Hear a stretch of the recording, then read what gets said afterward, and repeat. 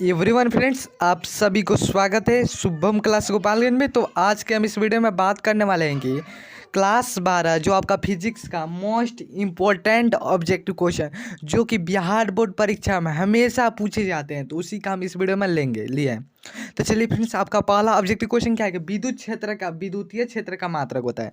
देखिए फ्रेंड्स, अगर आपको यह विश्वास नहीं हो कि यह ऑब्जेक्टिव क्वेश्चन कितना बार पूछा गया था, आप क्वेश्चन बैंक उठाइए और इससे मिलान कीजिए। हम ऐसे 35 ऐसे ऑब्जेक्टिव क्वेश्चन लिए हैं जो कि मोस्ट इंपॉर्टेंट है। तो आप इस वीडियो को पूरा शुरू से अंत तक देखिए। चलिए फ्रेंड्स, आपका पहला ऑब्जेक्टिव क्वेश्चन क्या है?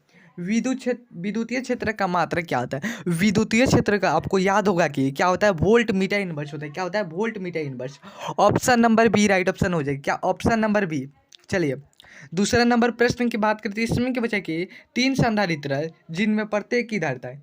क्या पूछा गया है कि यदि तीन संधारित्र जिनमें से प्रत्येक की धारिता सी है तो श्रेणीक्रम में जोड़े तो उनकी तुल्य धारिता क्या हो जाएगी?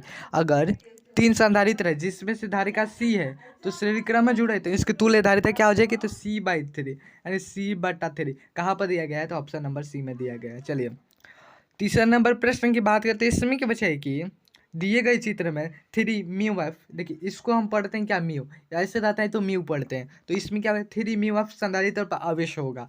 तो इसका मतलब सही उत्तर क्या हो जाएगा? देखिए ऑप्शन में आपका देखिए क्या क्या दिया गया है। 10 म्यू सी हो जाएगी। क्या हो जाएगा? 10 μC। Option number B right option हो जाएगा। देखिए इसमें थोड़ा सा झंझट होता है, बनाने का पूरा होता है, तो इसलिए हम ऐसे ही डायरेक्ट बता दे रहे हैं। चलिए चौथा नंबर प्रश्न की बात करते हैं। इसमें की वजह यदि 10 μF धारिता वाले संधारित्र को 5 वोल्ट तक आवेशित किया जाए तो उस पर आवेश होगा। कितना आवेश होगा फ्रेंड्स? तो उस पर जो आवेश होगा 5 × 10⁻⁻5 सी यानी कि होता है। Option number C right option हो जाएगा। चलिए 5 नंबर प्रश्न की बात करते हैं। इसमें की वजह की हीट स्टोन ब्रिज से मापा जाता है। हीट स्टोन ब्रिज से क्या मापा जाता है? तो क्या मापा जाता है? उच्च तथा निम्न प्रतिरोध को मापा जाता है। हीट स्टोन ब्रिज से उच्च तथा निम्न प्रतिरोध को मापा जाता है। Option number C right option हो जाएगा।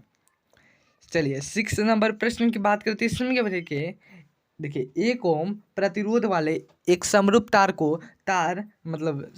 को 4 बराबर टुकड़ों में काटकर उन्हें समांतर क्रम में दिया जाए तो संयोग का समतुल्य प्रतिरोध क्या हो जाएगा? तो संयोग का समतुल्य प्रतिरोध क्या होगा? 1/16 ओम हो जाएगा। क्या? 1/16 ओम। कहाँ पर दिया गया है? तो ऑप्शन नंबर डी में दिया गया। Option number D right option हो जाएगा। चलिए 7 नंबर प्रश्न की बात करते हैं। इसमें क्या बजाय की चुंबकीय क्षेत्र के फ्लक्स का एसआई मात्रक क्या होता है? चुंबकीय क्षेत्र के फ्लक्स का एसआई मात्रक आपको याद होगा कि चुंबकीय क्षेत्र का फ्लक्स का एसआई मात्रक जो होता है वो क्या होता है? वेबर होता है। Weber. Option number C right option हो जाएगा।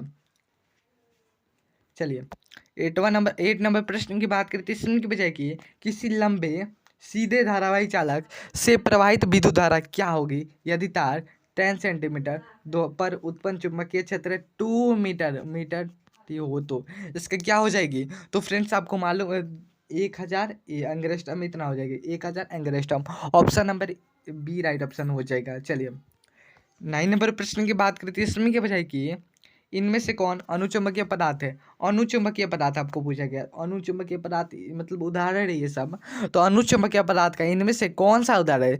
तो इसका सही उत्तर क्या हो जाएगा? ठोस उदाहरण। क्या? ठोस जो है ना वो अनुचुंबकीय पदार्थ का उदाहरण है। Option number B right option हो जाएगा। देखिए अनुचुंबकीय पदार्थ जो होता है, अनुचुंबकीय एक जो होता है ना, ये आपको सब्जेक्टिव में भी पूछा जाता है। अनुचुंबकीय, प्रतिलौ चुंबकीय, अनुचुंबकीय पदार्थ वाला। तो चलिए 10वां नंबर प्रश्न की बात करते हैं। इसमें क्या? 100 प्रेरकत्व का एसआई मात्रक क्या होता है? 100 प्रेरकत्व का एसआई मात्रक हेनरी होता है। क्या होता है? हेनरी।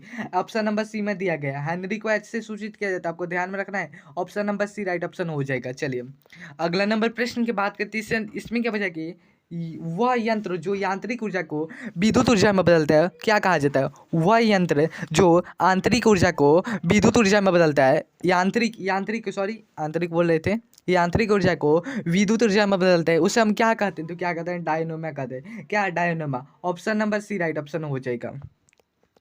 चलिए 12 नंबर प्रश्न की बात करते हैं। इसमें की प्रतिघात का मात्रक होता है। प्रतिघात का मात्रक क्या होता है? तो ओम होता है। क्या होता है? Ohm. Option number A right option हो जाएगा। ओम होता है प्रतिघात का मात्रक।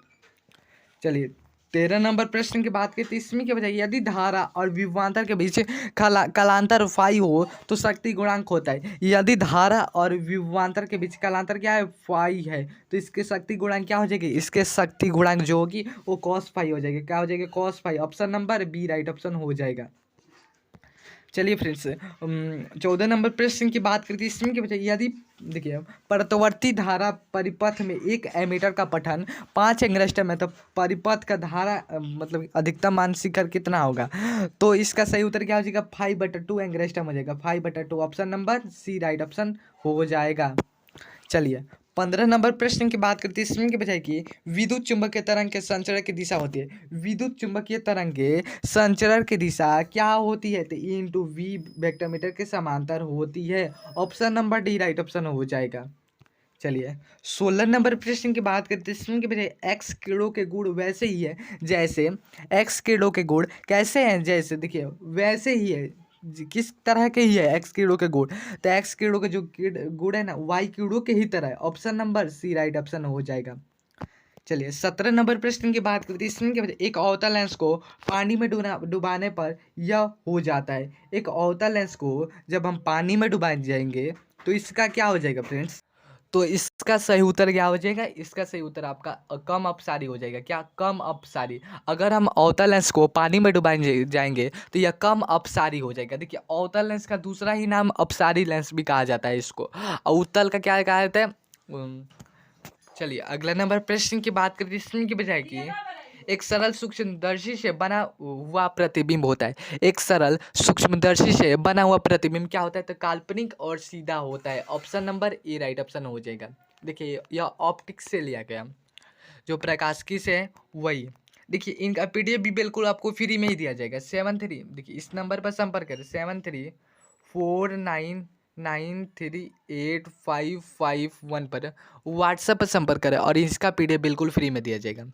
तो चलिए फ्रेंड्स 19 नंबर प्रश्न में क्या कहा गया है कि प्रकाश की अनुपस्थिति तरंग प्रकृति पुष्टि करता है। प्रकाश की अनुप्रस्थ तरंग प्रकृति पुष्टि करता है। क्या पुष्टि करता है, तो ध्रुवण को पुष्टि करता है। Option number C right option हो जाएगा। 20वां नंबर प्रश्न की बात करते हैं इसमें क्या बताया गया, 20 निर्वात में प्रकाश की तरंग दैर्ध्य 64 एंगस्ट्रम है, तो जल का अपवर्तनांक है, तो जल में किस प्रकार का तरंग दैर्ध्य होगा आपको बताना है। तो किस प्रकार का तरंग दैर्ध्य होगा, 48 एंगस्ट्रम की तरंग दैर्ध्य होगा। Option number B right option हो जाएगा। चलिए 21 नंबर प्रश्न की बात करते हैं इसमें क्या बताइए, इलेक्ट्रॉन वोल्ट का मापता है। देखिए इलेक्ट्रॉन वोल्ट यानी कि इसको क्या किससे सूचित करते हैं, ईवी से सूचित करते हैं। यह क्या मापता है, क्या यह आवेश को मापता है, तो क्या यह विभवांतर को मापता है, तो क्या यह धारा, क्या है ऊर्जा। तो देखिए इलेक्ट्रॉन वोल्ट जो होता है ना वो क्या मापता है फ्रेंड्स, तो यह ऊर्जा को मापता है। क्या, ऊर्जा को। इलेक्ट्रॉन वोल्ट जो होता है ऊर्जा को ही मापता है। Option number D right option हो जाएगा। 22वां नंबर प्रश्न की बात करते हैं, हाइड्रोजन स्पेक्ट्रम की कौन सी श्रेणी दृश्य भाग में पड़ती है। हाइड्रोजन और स्पेक्ट्रम की कौन सी श्रेणी जो दृश्य भाग में पड़ती है, तो कौन सी पड़ती है फ्रेंड्स, ऑप्शन नंबर बी बामर श्रेणी जो होती है वही हाइड्रोजन स्पेक्ट्रम के श्रेणी में होती है। Option number B right option हो जाएगा। चलिए 23वां नंबर प्रश्न की बात करते हैं इसमें क्या बजाय, हाइड्रोजन परमाणु की प्रथम कक्षा में इलेक्ट्रॉन की चाल और प्रकाश की चाल होता है। इलेक्ट्रॉन की चाल और प्रकाश की चाल क्या होता है, तो 1/137 होता है। Option number B right option हो जाएगा। 24 नंबर प्रश्न की बात करते हैं इसमें क्या बताइए, निम्नलिखित में से कौन मूल कण नहीं है। निम्नलिखित में से कौन मूल कण नहीं है, तो कौन इनमें से कौन मूल कण नहीं है, तो ए कण अल्फा कण जो है वो मूल कण नहीं है। Option number C right option हो जाएगा। चलिए आज की क्लास में आपका लास्ट ऑब्जेक्टिव क्वेश्चन क्या है कि ये सूर्य की ऊर्जा का कारण होता है। सूर्य की ऊर्जा का क्या कारण होता है, तो सूर्य की ऊर्जा का कारण क्या होता है, नाभिकीय संलयन होता है। Option number B right option हो जाएगा। देखिए इस नंबर पर संपर्क करें और इसका पीडीएफ बिल्कुल आपको फ्री में ही दिया जाएगा।